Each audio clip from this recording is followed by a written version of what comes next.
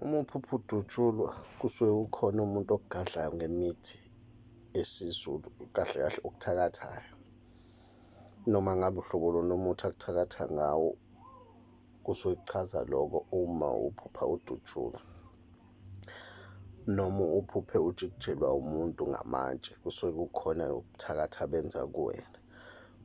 Uma uphupha ugwazwa, kusuke kukhona umuntu okwenzela iy'bhobo. Vele iy'bhobo-ke uma zenziwe kusetshenziswa umbese, umuntu uthi ebiza igama lakhe behlaba ngombese.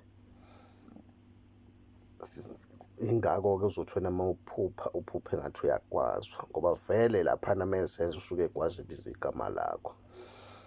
Uma uphupha udlalisa inkomo mhlawumbe uyiphulula, suke idlozi lakho lisondelene nawe leneme ngawe, izinto uzihambisa kahle. Noma uphupha iy'nkomo y'khothana nje njengoba usuke uzibona zikhothana esibayeni, okusho ukuthi idlozi lihlangene, usuke ukhonjiswa ukuthi idlozi lihlangene. Uma uphupha iy'nkomo zike esibayeni, kukhomba ukuthi idlozi lalapha ekhaya likhona ngaphakathi emagcekeni asekhaya.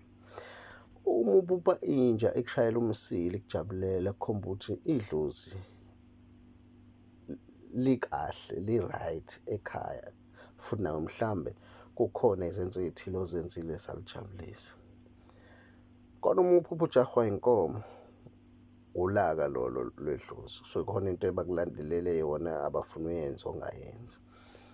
Uma uphupha iy'nkomo ziphuma esibayeni, kukhomba ukuthi idlozi alikho ekhaya, mhlambe lithathiwe ndlela thize yokuganga yabantu. Noma uphupha ujahwa yinja noma ikuluma, ukuthukuthela futhi lokho kwedlozi kukhomba ukuthi kukhona into engayinhle kahle lizoyenza kuwena. Uma uphupha umlilo, ulaka lwedlozi lelo. Uma uphupha kududuma izulu, kusuke kukhona inkulumo engayinhle kahle ebhungwa idlozi ngekini noma ngawe. Mase liphonsa umbani, kuphupha liphonsa umbani, suke sekuwulaka-ke loko, suke ufanele ulinde likhona noma yini empi ezonehlakalela nomndeni, suke selikhombisa ukuthukuthela lapho idlozi. Isexwayiso leso ukuthi lithukuthele manje idlozi. Uma uwumuntu ojwayele mhlawumbe ukuthi uphuphe udlala ephusheni, noma ungaboni kahle ukuthi udlala nobani, kwesinye isikhathi uzuhleke khona ephusheni ulele, omunye ahleke aze aphimisa, usuke uvakashelwe yidlozi-ke lapho. Noma mhlawumbe uphupha abantu bedlala ibhola, kusuke kukhomba ukuthi idlozi lijabulile, liya-celebrate. Uma uphupha mhlawumbe ubona amagama, ngikhuluma ngento ekenzeke kwabanye bayibone ngathi into e-light, ngicela ukuthi bakhombise ngibazise namhlanje ayikho light. Umuntu mhlawumbe uzophupha ebuka i-T_V, aze abuke amagama enyuka ku-T_V. Lowo muntu ophupha ebona amagama enyuka ku-T_V, noma bethiwa enze njani amagama uma ubona ku-T_V, unesithunywa lowo muntu. Njengoba esithunyweni kunento ezibizwa ngey'nambari. Esithunyweni kufana nokuthi uma ubuka iy'ndaba zomuntu, ufunda incwadi evaliwe, noma usuke umfundela incwadi ngempilo yakhe ngobuyena bakhe. Kukhomba lokho-ke uma uphupha ubona amagama anyuka ku-T_V noma evela ku-T_V, unesithunywa wena.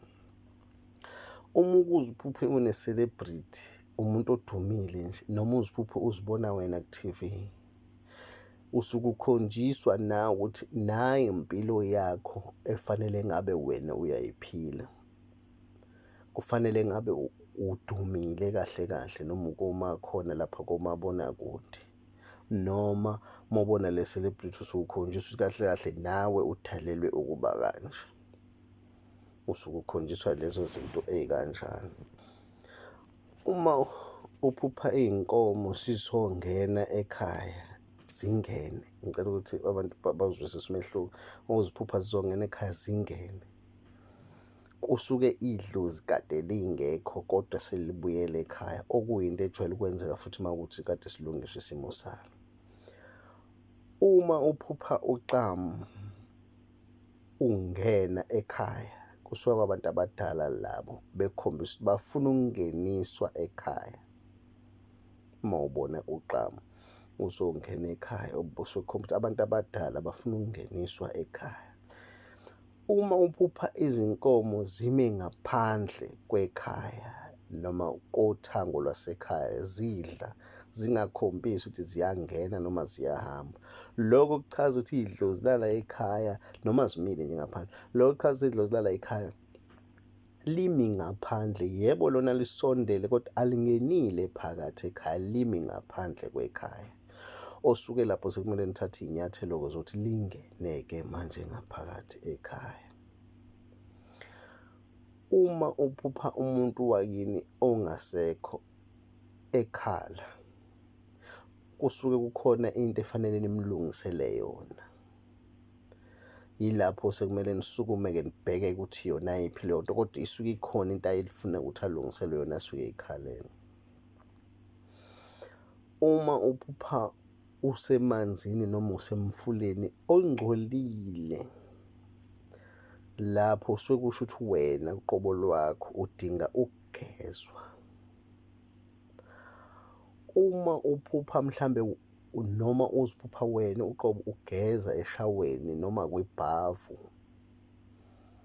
noma emanzini, uma ugeza eshaweni kukhomba ukuthi wena umuntu odinga ukuyiswa empophomeni, ishawa esuke ichaza impophoma. Uma uzibona ugeza kubhavu ephusheni lakho, kukhomba ukuthi kufanele uyogezwa esizibeni. Uma uziphupha ugeza kubhavu kufanele usuke uyogezwa esizibeni, kusuke kukhona into ekhonjiswa yidlozi kufanele uyogeza esizibeni. Uma uphupha ubhukuda olwandle, uma uphupha ubhukuda olwandle kuye kube sekuba ukuthi iphupho-ke lona linaba kanjani. Kodwa uma ngabe kunolwandle phakathi, vele kusuke likhomba ukuthi wena kulokugezwa kwakho okudingeka kuwena kudinga ulwandle. Ungabeke sekuthi uthi uphuphe lona ulwandle kodwa uthi hhayi ngiyalesaba ulwandle bese uya emfuleni. Njengoba suke kukhonjiswa lona suke kukhomba ukuthi kudingakala kulona ngempela-ke wena. Futhi uma uphupha ulwandle lugubha amagagasi amakhulu aya phezulu kakhulu, abuye agombokoqeke ngenkani ubone cha lawa ngangisoconga uma ngabe ngathi ngiyabhuda. Ulaka lolo lwemimoya ekuwena yasemanzini. Akulona nje ukuthi kuchaza ukuthi ulaka lwabaphansi noma ulaka lwedlozi, cha, lu-specific-ke lolo lukhomba ukuthi unedlozi lamanzi, loku sikubiza ngawo nama-water spirits lawo, unedlozi lamanzi. So ku-specific-ke kona ukuthi ulaka lwalo-ke lolo-ke lolo. Nje ubona ulwandle engathi lithukuthele nje ephusheni lakho, sokukhomba kona ukuthi ulaka lalo lolo direct, alihlawumbiseni. Uma uphupha isivunguvungu esikhulu nje uphuphe nje kunomoya, usuke unawe unesithunywa, unomoya wesithunywa nje usuke uvunguzela nje ubona omkhulu, kusuke kukhonjiswa wena ukuthi kuwena la ngaphakathi kuwe ukhona lo moya, usudinga ukuthi wena uwuphakamise, wenze izinto zakhona ukuthi uwuphakamise. Wona lo moya lo okhona kuwena. Ukuphupha ugqoke ibheshu, ufake mhlambe nomqhele ekhanda, uphethe mhlawumbe umkhonto noma isihlangu nje siphelele, lokho kuchaza ukuthi unaleli dlozi elibizwa ngamakhosi. Usuke ukhonjiswa lokuthi unaleli dlozi elibizwa ngamakhosi. Uma uphupha ugida noma ugcobe ibovu noma ufake izinto ey'bovu ugida kodwa lokho komngoma, leyo-ke isimpulu usuke vele unedlozi lobungoma. uma uziphupha usesikoleni eklasini, kusuke kukhomba ukuthi kukhona intwaso. Ukuthwasa-ke leli gama lithi ukuthwasa kufanele lihlaziye kahle. Ukuthwasa akukona ukuthi uzoba isangoma kuphela, lichaza ukuthi kukhona ulwazi usazomele ulithole ufunde ngalo, kepha yebo oliqhamuka esayidini lwabantu abadala. Kungaba-ke ukuthi kungaba yiyona intwaso noma kungaba yikona ukuthi kusafanele wazi kabanzi ngezinto ezikuwena uqobo uzifunde. Lapho kuphupha useklasini nje. Uma uphupha ufundisa, lokho kuchaza ukuthi wena kukhona ofanele ukufundise abantu, kodwa futhi ukuthinta kona idlozi. Okungachaza ukuthi kusho ukuthi umuntu ofanele athwasise abantu. Uma uphupha mhlambe uphethe ibhantshi thizeni, ijazi, lelo jazi sekufanele ufunde lona ukuthi elamuphi umoya, and lelo jazi lelo suke likhomba ukuthi ilona elakho ofanele ube nalo. Noma ngabe umprofethi, umthandazi, noma ngabe umuntu nje kodwa ozilalela into zidlozi, kodwa lelo jazi lelo suke kufanele ube nalo. Kusuke kukhomba lokho.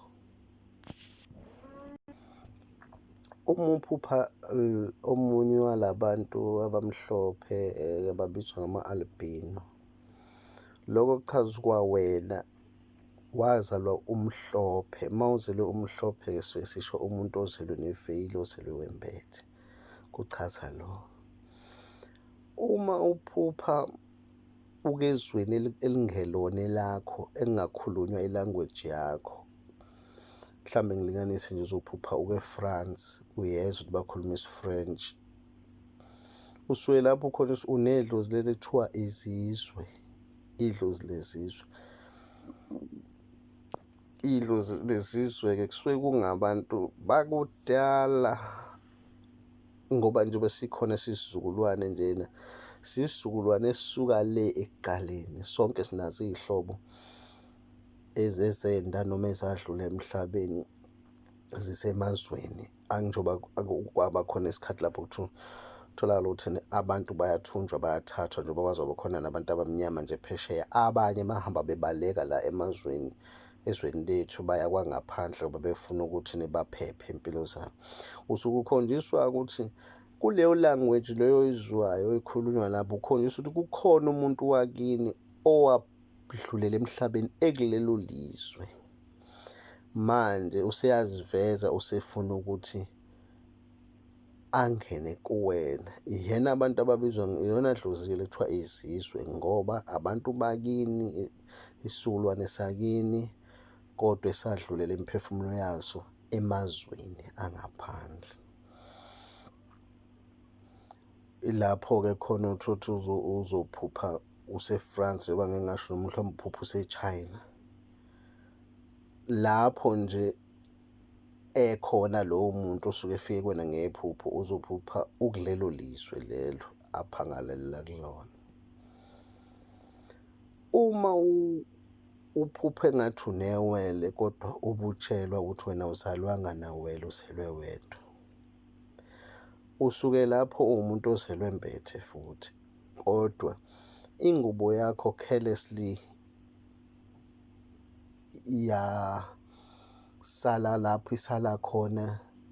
Mhlambe siyalinganisa wazalelwa eMsinga, kodwa manje usuhleli eGoli, uloku uziphupha engathi uyiwele, noma abanye abantu ababona bakutshela ukuthi uyiwele. Ileya ngubo leya owazalwa uyimbethe, usuke ukhonjiswa nje ileya ngubo leya owazalwa uyimbethe, ngoba nayo ifana nento enempilo, iyazalwa kanye nawe, ngoba ngaphandle kwayo izinto zakhe azilungi kungalungiswa yona. So uma uziphupha uyiwele noma lokhu uthe uyahamba utshela ukuthi uyiwele kodwa ube kunesiqiniseko ngempela ukuthi awulona iwele, kusuke kuyiyona leyo nto kanjalo. Uma uphupha ukhuluma isiNgisi ephusheni usuke unesithunywa futhi, noma nje ukhuluma enye language singasasho ukuthi ngicela ukuthi abantu bawuzwisise umehluko, singasasho ukuthi manje uziphupha uwele elinye ilizwe, cha, usuziphupha wena uqobo manje uveteza English, isithunywa leso. Njengoba-ke ubezwe nabantu abanesithunywa ukuthi bagcina sebekhuluma bengasazwakali ukuthi bathini. Isithunywa-ke leso-ke uma uziphupha ukhuluma uveteza.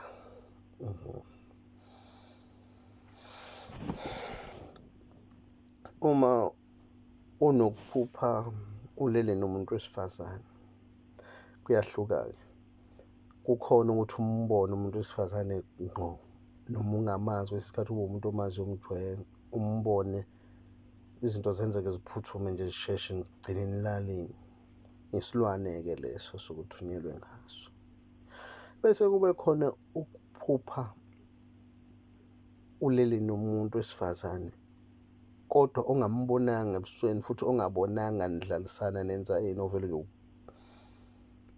uzwe ngoba ngizothini, ngiyalihlonipha leli gama kodwa angiboni indlela efanele ngisho uzizwe uchithe ngempela kodwa ungabonanga ukuthi uba, kusuke kungesonanga isilwane lapho, kusuke kuwumuntu wesifazane noma mawukuthi wena uyindoda, umuntu wesifazane okhona edlozini ongene kuwena. Lo osuke engene kuwena uma umuntu ophupha kanjalo ujwayele ukuthi ungalikhonzi ucansi futhi ujwayele ukuthi ungabi naye umuntu othandana naye noma uba naye kube ngaleso sikhathi nje, but isikhathi esiningi uke uhlale noma u-6 months ungenamuntu or even unyaka. Kanjalo uma uwumuntu wesifazane uthole umuntu wesilisa awumdingi nje, usuke ungenwe idlozi elingageziwe elinesikhwele elilala nawe lona uqobo lwalo, livimbe nawe lingafuni nawe, lilale lona uqobo lwalo nawe. Sengisho-ke uma uthi uvele nje ubone sekuthi waqa sowuchitha ungabonanga ukuthi wenza nobani niqale nini. Ngithemba ukuthi nabantu bayazi kunomehluko. Lokho ukuthi intombi uyibone nize nidlalisane kanjani ikhehe ibe yinhle suke kuyisilwane-ke leso. Ngicabanga ukuthi sobe siqhubeke ngelinye ilanga.